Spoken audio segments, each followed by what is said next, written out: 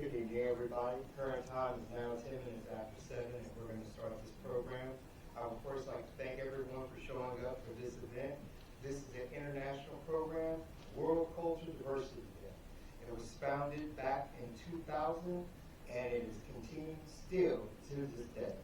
I would like to thank each and every one for showing up today, and we were supposed to have welcomings from our chapter president, Chris Hinton, but unfortunately he has an illness in the family, so I will be bringing greetings on behalf of the men of Phi Beta Sigma Fraternity Incorporated, Delta Sigma chapter here in the great city of Winston-Salem, North Carolina. Thank you each and every one for showing up, and thank you to our live studio audience, and thank you for everyone who is viewing on YouTube. At this current time, I would like to have you pay attention to our guests, and I would like for them to introduce themselves. Thank you. Monique Gore. I am the director for the Intercultural Center at Wake Forest University, and I am a member of the Rosetta chapter of Zeta Phi Beta Sorority Incorporated, Winston-Salem.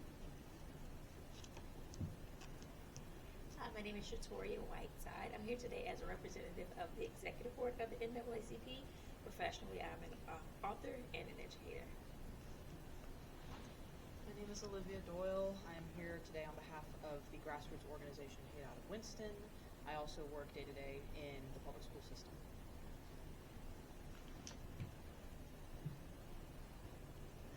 I'm going to open up with a small presentation. Given you're tired, you're poor, your hurled masses yearning to breathe free. Red to refuse the teeming shores, then these homeless tents tossed to me. I lift my lamp beside the golden doors. Emma Lazara published this poem in 1883 to raise money for the construction of a pedestal for the United States Statue of Liberty. In 1903, this poem was bronze and played inside the pedestal on the lower level. America has two histories. One history, welcoming families who yearn to be free, and a dark history of racism forcing those people into slavery. Today, at the World Cultural Diversity program, we would like to ask our panel. America is known as a cultural mixing pot. What does this mean to you? We'll open the panel discussion. Ms. Gore. Yes. What does this mean to me? I think it's important first to name and give context from my perspective. I am a first-generation college student born and raised in Baltimore. My grandmother, my paternal grandmother, raised me with a 9th grade education. My parents were two teenage parents, and I went to a predominantly white institution in rural Pennsylvania and then majored in African American studies and women's studies. So when I hear the term cultural mixing pot, I still think that it's an aspiration. I don't think that it's a goal that we have achieved. I think that when we thought of it, of ancestors, whether they were Irish, African descent, Caribbean descent, Asian descent, Pacific Islander, they thought of this country, this landmass, as a place of opportunity. And given our current day in society, it's still aspirational. It is not a goal that we have achieved. We have come pretty far, but we still have a ways to go. And so when I hear America as a mixing pot, I hear an aspirational goal.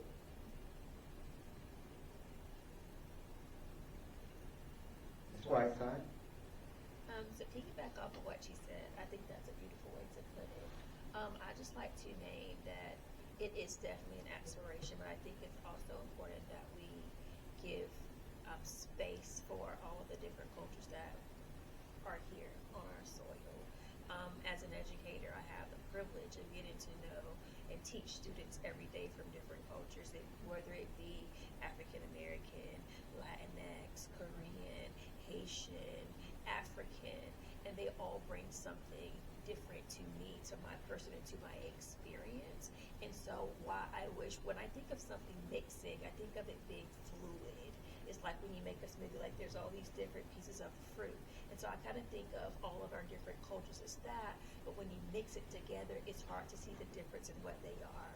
And we're not there yet, but I think that all of the pieces of fruit are still very important. And so I like that it's an aspiration. We have the individual visual pieces of fruit, but I would love to see for that smoothie to come together more. Ms. Doyle.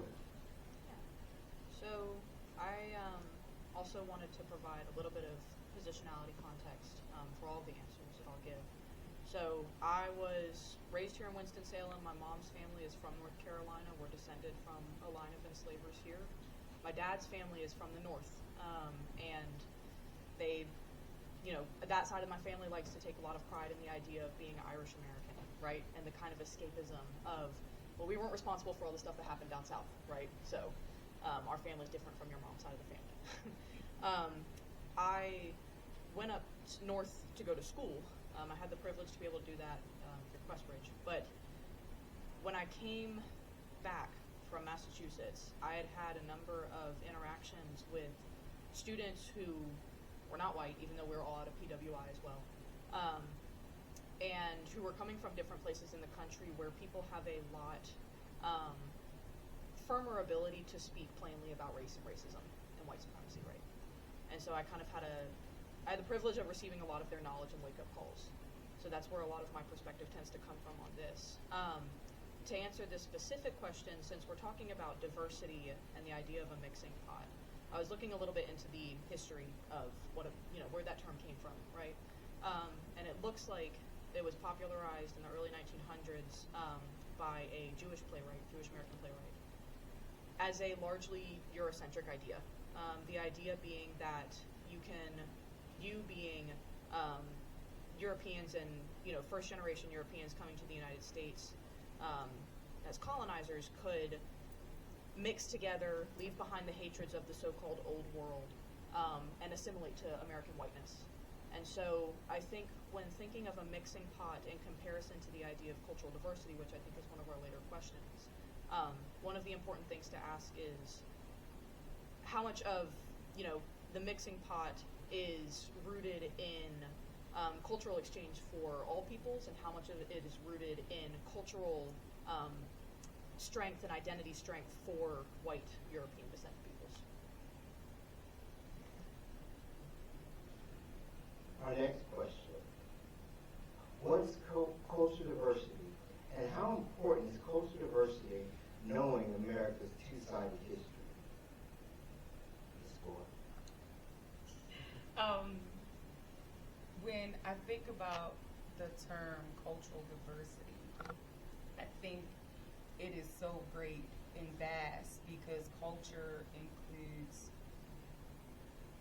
dance, food, geographical location, and us three can sit here and say, oh, we have cultural diversity because our perspectives are all different, our backgrounds are all different. But what I think true cultural diversity is not just, hey, let's get different cultures at the table. It's an immersion and a learning and a cross-cultural give and take, not an assimilation, not a colonization.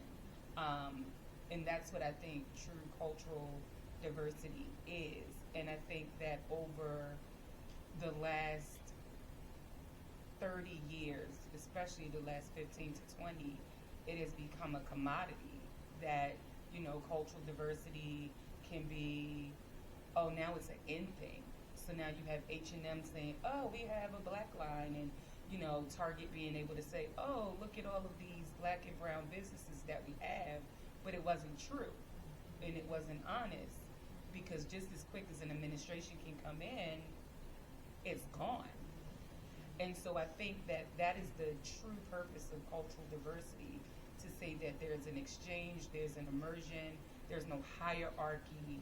we are all here to learn from each other.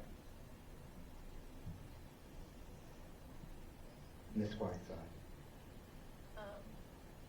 If you could imagine a table and everybody had a seat at the table to bring their perspective, their experiences, their personal preferences, and we are all accepting of that, and we make space for that, and we honor that, and we give room for the different perspectives and the different experiences without downplaying one or uplifting one higher than the other, because experiences are very real things and it's what shapes us as people.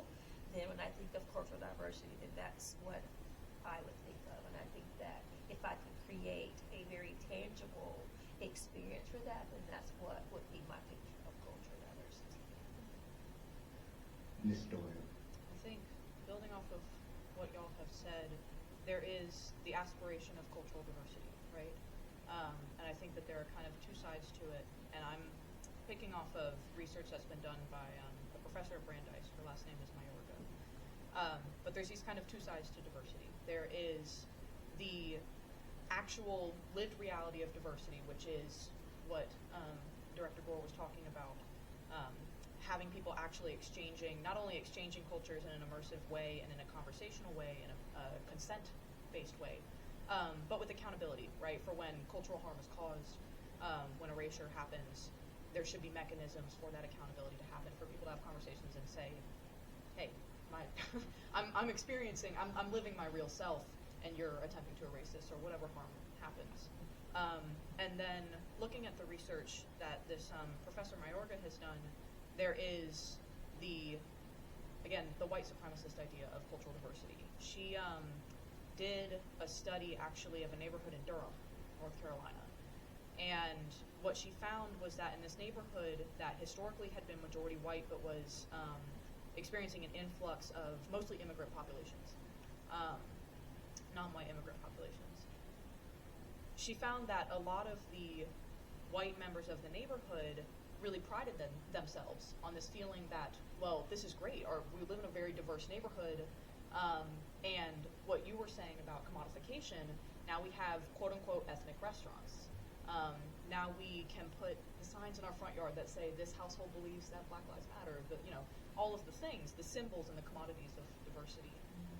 But the research study, the interview results indicated that there was still quite a lot of racial harm being done onto the non-white members of that neighborhood.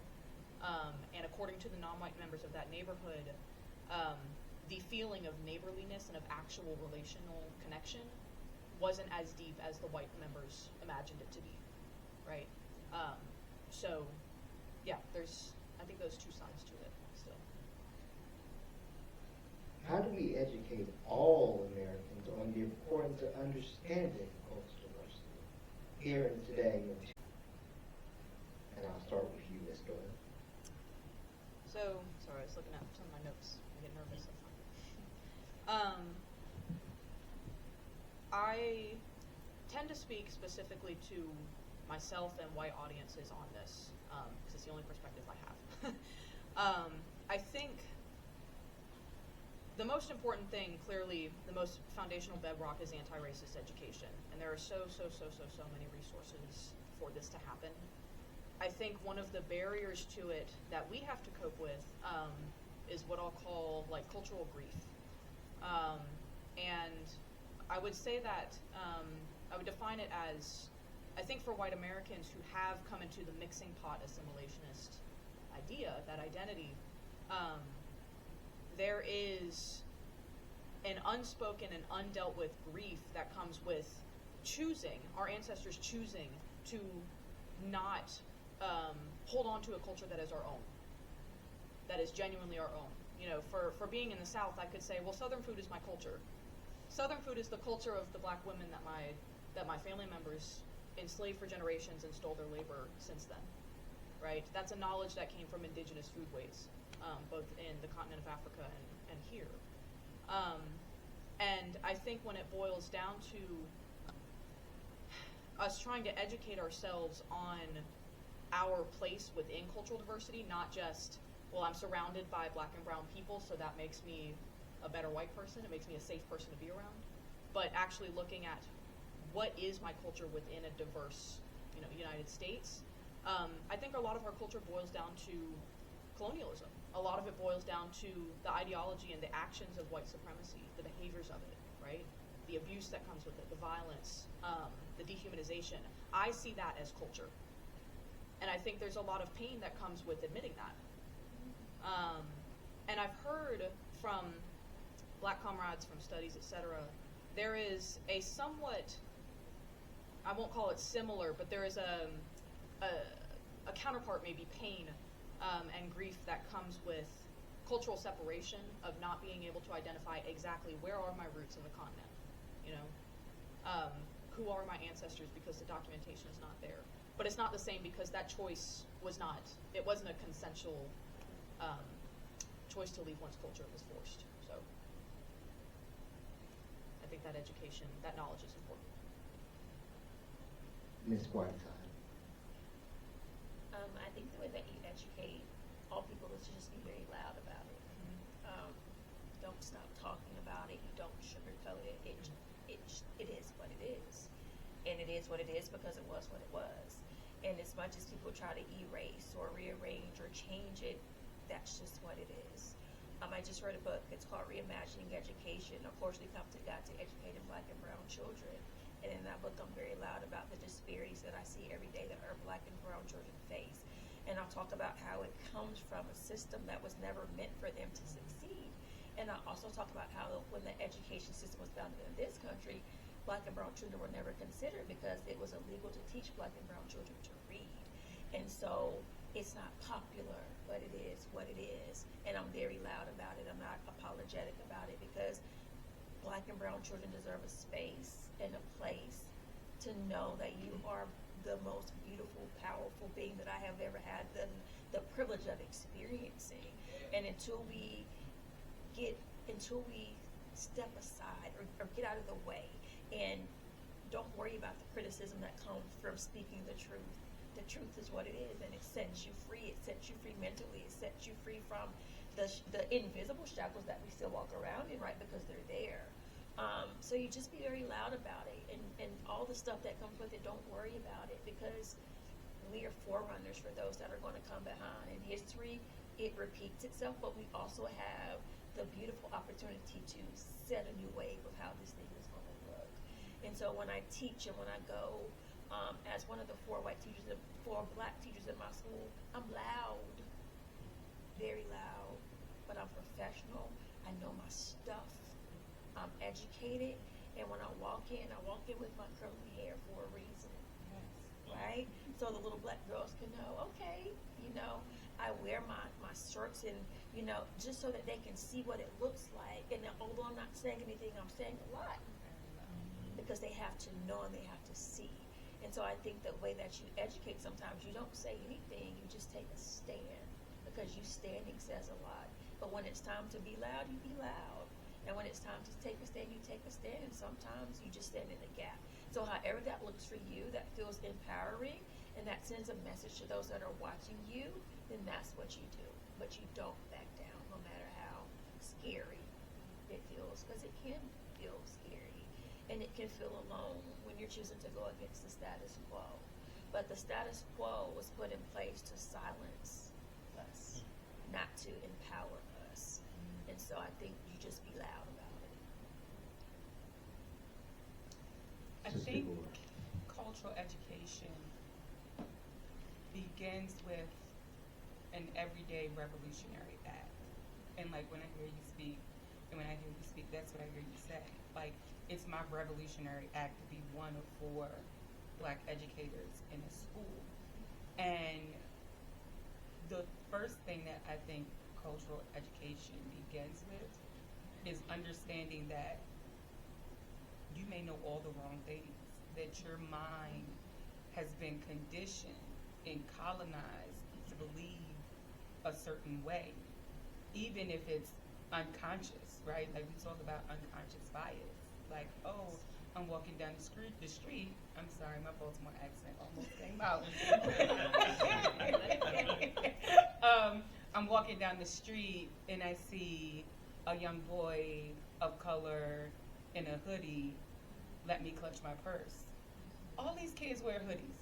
and 90-degree weather at this point. So that's something that you have to decolonize your mind to understand. Young people are silly. It has nothing to do with their race, their height, any of that. And so I think if we start realizing that maybe what my Southern grandma taught me was wrong. Maybe when the textbook only has 2 pages on Native American or Indigenous Americans, I'm wrong. I was in college the first time I heard about Haiti and the Dominican Republic as an island. I said, say what? And then when I learned out how deep rooted the racism was between 2 people groups on the same island, I was shooketh, but I didn't know. And so I think that a lot of it comes with realizing that, one, everything that you learned may be wrong, your grandmama and them were wrong, and that, 2, in order to learn new things, you have to be uncomfortable and you have to put yourself in that place. And that's why I really am cognizant when people are like, don't ask me, ask Google. It's okay if you ask Google, but if you start off with everything that I learned may not have been right, okay. But if you go to Google to reaffirm harmful things, it's not going to happen. And so I think that that is the beginning of cultural education, is knowing that you just may not be right and giving yourself the grace when it comes to the guilt that occurs for people that are from non-oppressive groups, because we have to acknowledge that those oppressive groups change with privilege, right? Like, and that's one thing that we haven't talked about, that there's certain privileges that come in within this thing.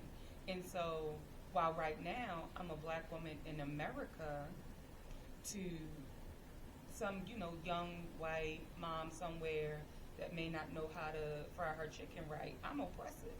Because I'm going to get on somewhere and say, hey, why your chicken ain't got no flavor? But it's like, oh, she's the one that's oppressing me. And culturally, we're just different.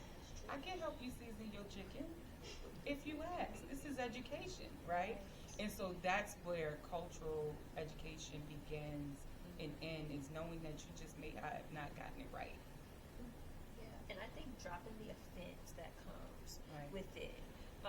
I remember when I went off to college, God, it was heartbreaking when I learned that my mom and my daddy wasn't right about some things. And they just taught me what they knew. My parents did the best I love them to death, did the best they could with what they had and what they knew. But as I began to grow as a woman, I was like, well, that was all wrong. And it hurt me. Like, I took that personal, because that's my mom and daddy. You were messing with my mom and daddy, right? But they just picked up things, and, because just like good is passed down, wrong is also passed down. So if you learn to drop the offense that comes with it, you can learn so much. That gives me like such a memory of my grandmother. Like I said, she was raised in the 50s. She had a 9th grade education. And my very first job out of undergrad gave me a free trip to South Africa to establish community service projects during spring break. And I told her that. And she said, and please understand the context that I'm going to say this, they're going to eat you. I said, huh? What you talking about, Willis? And then she said, yeah, they're going to turn you into soup bones. I said, where did you get that?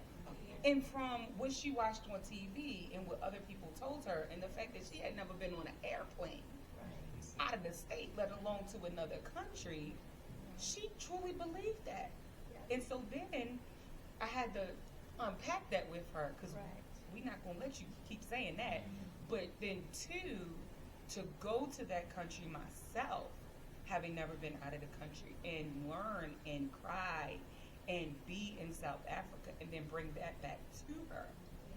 Then she could share that with her sister, who said the same ridiculous thing. And so it's it's a grief, because this generational gap is widening. Like, we already went to college, and they didn't go to college. And now we're already learning these things that they had never cracked a book. And now we're just growing further from them. But I think that part of it is that that grace that we give them Right. and we give ourselves as Right. we teach them and experience it. Yeah, absolutely. I think that's, if there's time to build on that. Do we have time? I don't Yeah. know. Okay. The power of anecdotes in education, the anecdotes that y'all are sharing, I think is one of the greatest strengths in educating about just real life.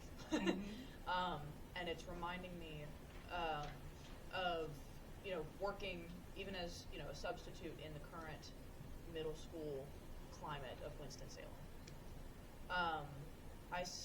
I've worked at majority black and brown schools, and I've worked at schools that have higher populations of white students, but they're mixed.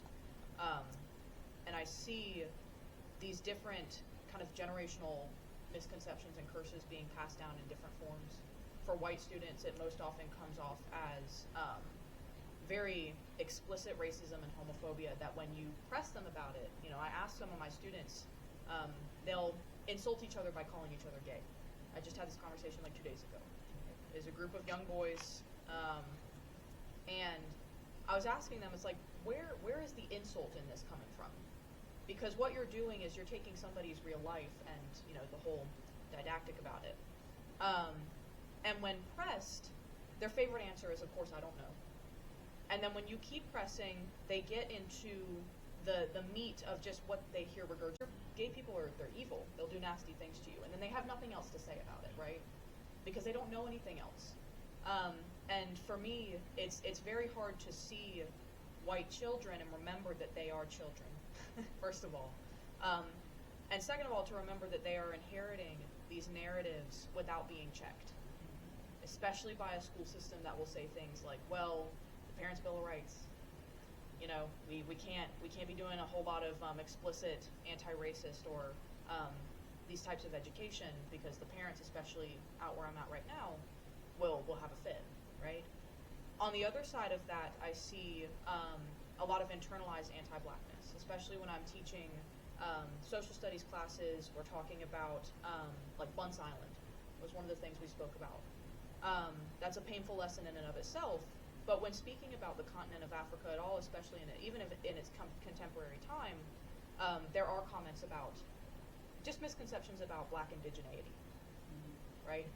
And it's like how do we meet students that are experiencing internalized anti-blackness? And then in Winston, you also have a large population of Latino students who I see really struggling to find their place.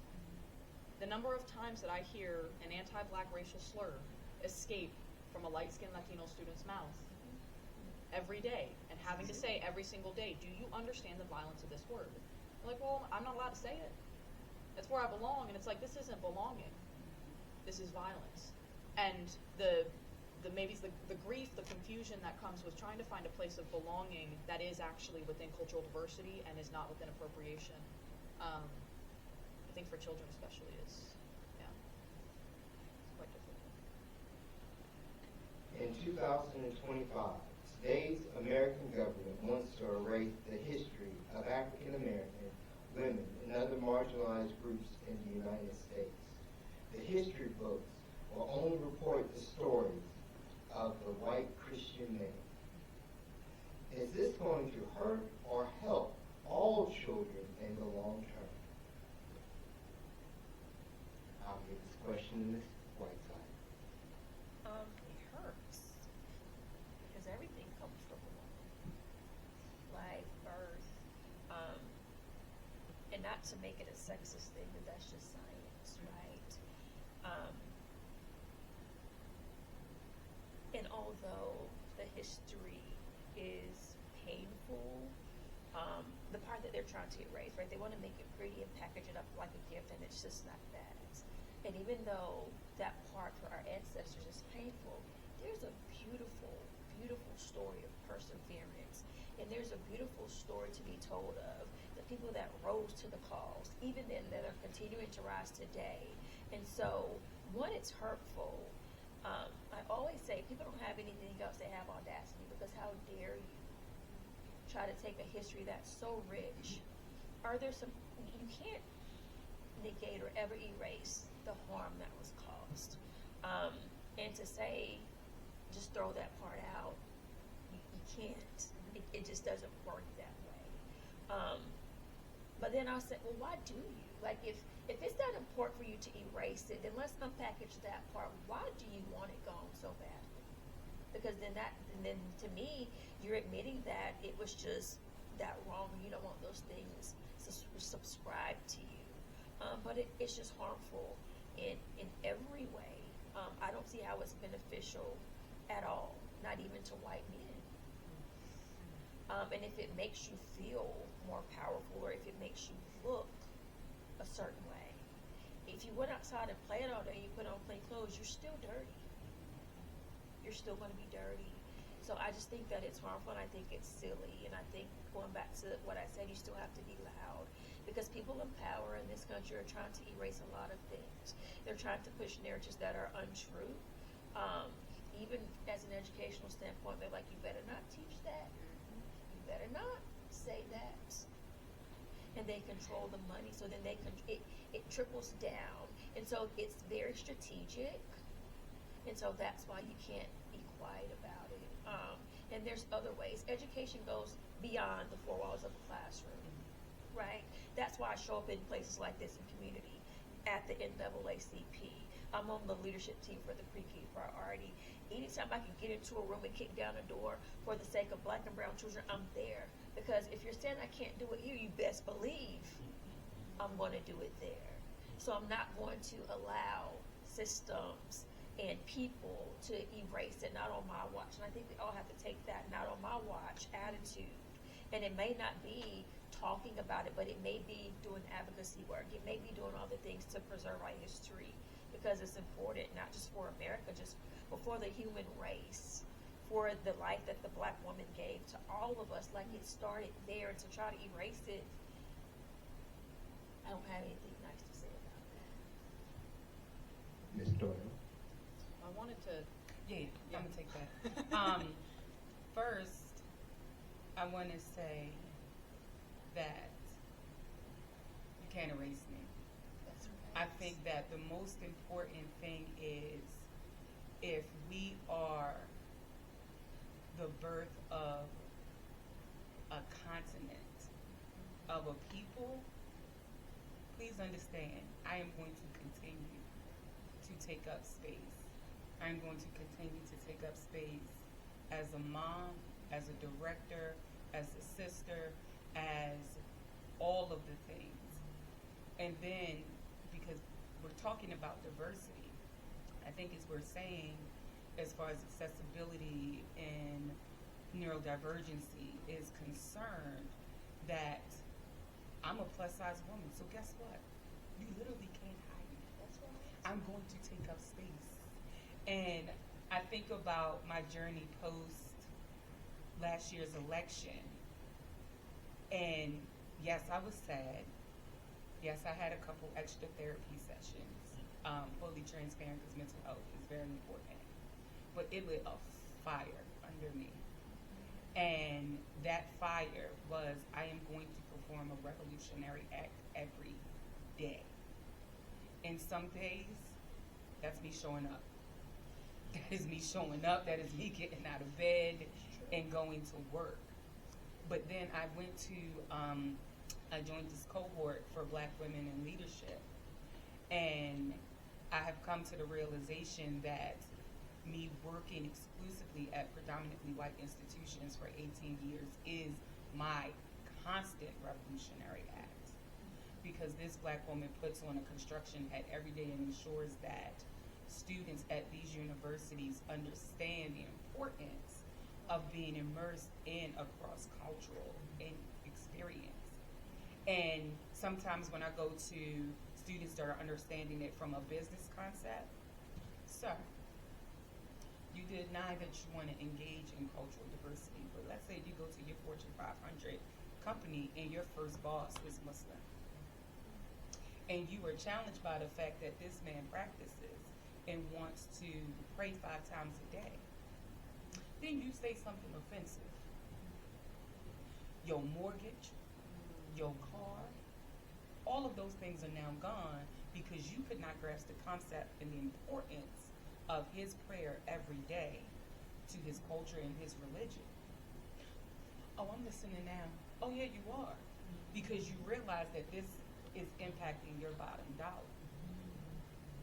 And I think about, one, the people group that you would think would be our biggest advocates in understanding as it relates to gender are sometimes the biggest obstacle.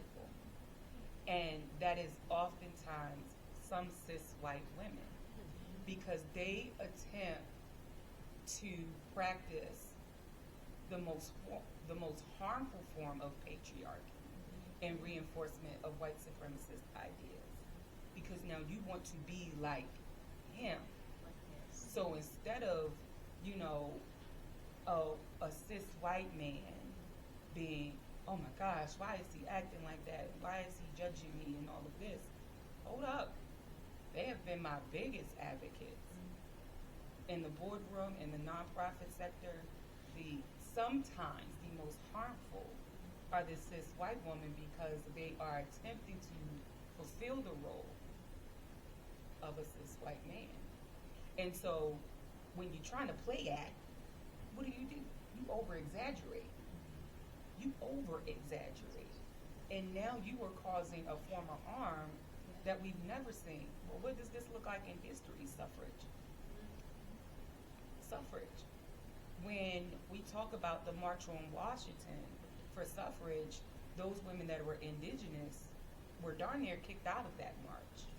And black women were spat on. But we love to see the picture of everybody walking proudly, but that was not the case. And so I say, you cannot erase me. Will it be hard? Will it be challenging? Will I ensure that my therapist has a job for the next 2 to 3 years? Yes. But I'm going to use those skills and coping mechanisms in creating safe space and taking time for myself to restore myself and others so that we can continue. Ms. Doyle. It's generated so many ideas. I'm trying to think of what to respond to in a concise amount of time. What to add to, rather. First, yeah, girl bossing our way out of out of patriarchy is not possible. Yeah. And I think that makes me think of something maybe related, maybe not. So tell me to stop if it's annoying. That makes me think of the ways that white women, but also white men, when we talk about culture and white culture, we try to cling to things that ancestrally we have been told are ours to hold on to, are places to belong, of belonging for us to be in, but in the contemporary moment they're really not, and they just cause greater harm in general. I'm thinking specifically about my dad's side of the family being quote unquote Irish American, whatever that means. The Irish side of the family came to this continent in like the 1800s, but we still like to lay claim to the Irish identity. I think because it gives us a feeling of escape from responsibility for the things that we do as participants in American capitalism. My family loves to lay claim to, well, we practice Irish dance. We love river dance. It's like, first of all, that river dance was aired in the 90s on Eurovision. Second of all, we haven't been back to Ireland in 200 years. Third of all, the last Irish person that I met was like, you're not Irish, you're American. Like, I don't know what you're talking about. Our politics are completely different. But the reality of our most recent history in this country is a reality of us being cops. I have a long lineage of men in my family, being in an Irish enclave up in New Jersey and being cops and politicians, being on their city council. Types of tickets they're running on, right? that's a familial reality that we don't talk about because we're stuck in this imaginary of we're Irish bossing our way through America, you know? Women in my family, like my maternal grandmother, she worked as a burn unit nurse here at Baptist Hospital for 50 years. Takes a lot of pride in you know, working in the medical industry and doing that labor to sustain 5 children. She, for all intents and purposes, throughout the 50s, through the boomer generation, was girl bossing her way through, I suppose. But the lived reality of it was she was working overtime that was scheduled by her husband, who couldn't keep a job because he was an alcoholic and because he was dealing with Agent Orange-related cancer from Vietnam. So the girl boss aspect of her sustaining her family, yes, it's a source of pride, but it's also a source of exploitation, and it's a source of survival, right? And the narrative that gets put down to her descendants is, I've worked so hard to sustain you, how can you possibly criticize the work that I've done? How can you criticize the way that I've raised my children? How can you criticize the way that I lead my life now, the Fox News that I have on TV, et cetera, whatever it is? And if we're not coming, I think, to our families, if white women are not coming to white women and white men from a place of, I guess, empathy or having some love there and being like the habits that we have, our participation in capitalism, our participation in patriarchy and all of these, and racism is hurting us. It's destroying us. It's destroying our ability to understand each other as human. If we're not coming from that and we're only coming from a place of criticism, we end up perpetuating the harm again and again. I do not recall the original question, but that's what that made me think of. It's okay. We're going to close this program with one last question. We'll start with the statement. Systematic racism, the oppression of a racial group to advantage another to continue the inequality such as political, economic, and social systems. Can understanding cultural diversity curb the systems of racism here in the United States? Now, I'll let that question to any of our panelists.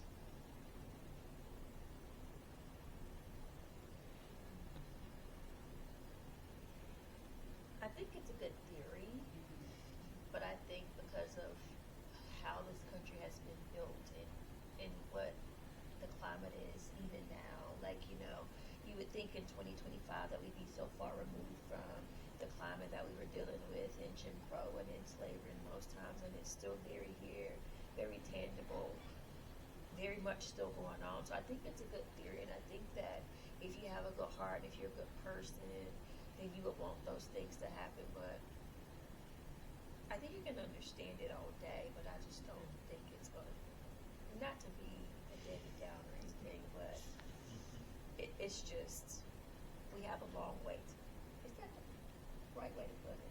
Yeah. The politically correct thing to say. We have a long way to go. I think cultural diversity is a salve for systemic racism because as a revolutionary in thought and practice, any system you have to tear it down. And we are too well adjusted and used to and conditioned by the system to tear it down. And so I believe that cultural diversity kind of soothes the wounds that systemic racism harms. For example, the minute that black people see a fan now, what they do? Boots on the ground. We getting it. We gonna have black joy for this moment. But my egg prices are still going up. I cannot find chicken thighs. And so I see this as, that's a systemic problem. I don't have a farm. And 10 of my friends don't have a farm. So I gotta buy them eggs. But the salve that I need is my clack fan and that 4 minutes of boots on the ground. That 1 hour that I sit on the phone with my girlfriend from California and we can just vibe out. Because when I stop clacking my fan, or I stop talking to my girlfriend, or I'm not in my hour therapy session, I'm back in the system and fighting for it. So I believe that cultural diversity, cultural immersion, exploration is the salve that we need in a system that is ingrained in us and that we need but harms us. I had an alumni one day call it, he was like, I'm grateful for every experience that I've had at my college. It has put me around tables that I never thought that I would be at. But I am still grieved to this day because it was 10 Black people in my graduating class. And we all walked through this together. And so I consider it a Pyrrhic victory, where it was Pyrrhic victory is a victory gained through so much hurt and harm. Can you really celebrate it? And so when he shared that with me, I see that hand in hand with systemic racism. Yes, there are Black and brown people and indigenous people sitting in Congress and the House of Representatives, and they are fighting the good fight. But goodness, is it getting us anywhere? Baby steps. But we're going to have our moments. And I believe that we as people of color that come from historically oppressed identities need to take them and live in them and indulge in them because they're that moment. Ms. Doyle? That makes a lot of sense as a salve. That it operates for people of color as it's not a form of escapism in the way that it is for white people. Yes. It is a form of healing. And I think for my people, we participate in the realms of cultural diversity, in the realms of integration, and in the realms of diversification. I think, again, of like the PWI that I went to. I credit a lot of my, at least initial growth and learning and reckoning with my own racism to who was then my best friend in college. She's a Latina woman who by the end of our time together there, she was like, every time I criticize some other white woman, you don't even know her, about some way that there's a microaggression or I'm anxious about it, whatever it is, you take it as a personal need to defend her and therefore yourself. And I need you to check in with that because at this point, our friendship is causing me harm, right? And I think with crediting her, there's a twofold, yes, credit where due because this is where the education came from, but also the harm that's been done has already been done. The toll that it's taken on her, not only mentally, but I mean, physically, your own health and well-being, that toll has been taken, right? And I think for my people, the only way that we can participate in cultural diversity on a genuine level, A, is take ownership of our ancestral inheritance, the reality of it, the grief that comes with it, deal with that grief, and move towards actual actions towards, reparations, to the systems, addressing the systems and their manifestations every day that create the tangible, the daily inequities, right? Because if we do the song and dance of diversification, we do integrating our school system from Brown v. Board up to the 2025 strategic plan, whatever it is, that the appearance, the aesthetics, the demographics of diversity are still going to lead possibly to even greater harm if we do not address the material realities of our participation in what we build.